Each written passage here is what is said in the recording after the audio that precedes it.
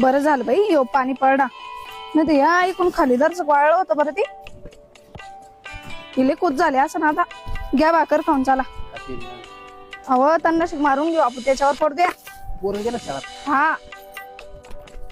हो घ्या अजून हो कुठं लक्ष आहे तुमचं काही नाही तुम्हाला कोणतरी काही बोललं वाटतच आहे ना तुमचा चेहराच सांगतो मला कोण बोललं हा नाही ग कोण नाही बोललं कोणी बोललंच तुम्हाला तरी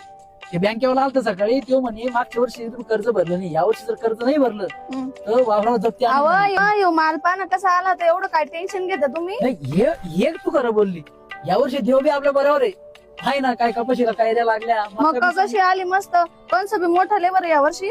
3 महिने तर मक्का कडून पैसे ठेवून टाकू देवाना लय ऐकलं नव्हता टाकतो हातात पाणी टाक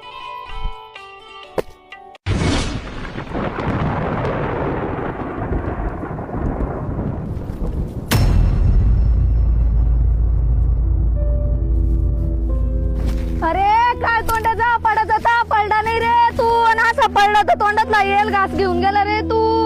रडू नका होय सगळं नीट होईन रडू नका हो काय करायचं तर करतो तू जाय घरला रडू नका जा घरला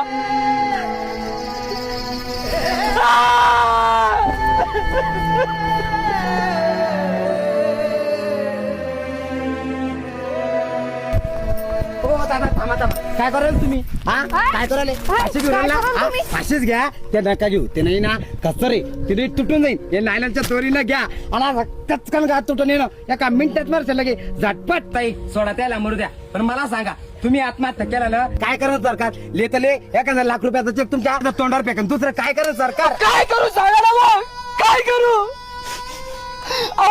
कधी ओला दुष्काळ तर कधी कोरडा दुष्काळ आमच्या पाचवीला पुजलेलाच असतो आणि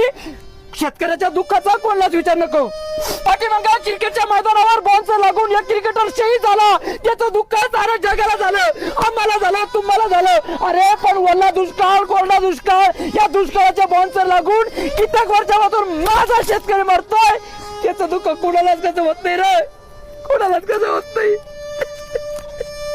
पाठीमाग क्रिकेटच्या मैदानावर 100 धावा पूर्ण केल्या म्हणजे भारत रत्न दिला जातो अरे पण उन्हा तानामध्ये माझ्या शेतकऱ्याच्या माझ्या बापाच्या त्या नागरा मांग त्या अवता मांग हजारो धावा पूर्ण होत्या त्याला कसा भारत रत्न दिला जात नाही रे कसा भारत रत्न दिला जात नाही तर तुम्हालाही सांगतो शेतकरी बंधूंनो